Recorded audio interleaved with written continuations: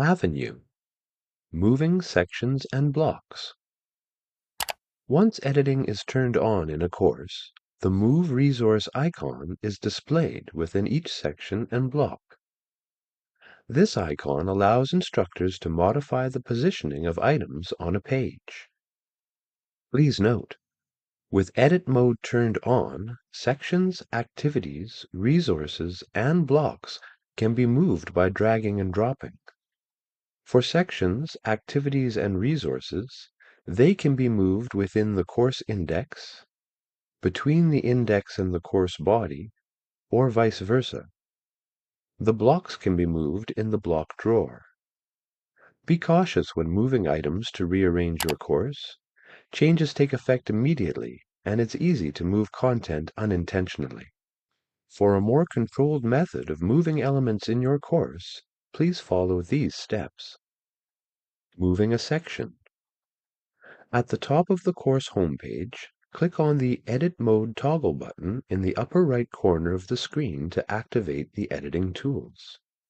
Note that the toggle moves to the right, indicating that course editing is now on. Next, locate the section that you would like to move and click on the Edit icon to the right of the section title. In the drop-down menu, click on Move. The name of the section to be moved appears at the top of the pop-up window. Now, locate and click on the section name where you want your section to be placed. In this case, it will be moved below the Orientation to Avenue Link 3-4 section. Moving a block.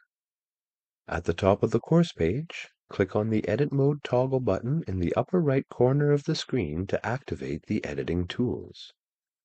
Note that the toggle moves to the right, indicating that course editing is now on. Locate the block that you would like to move and click on the Move Resource icon.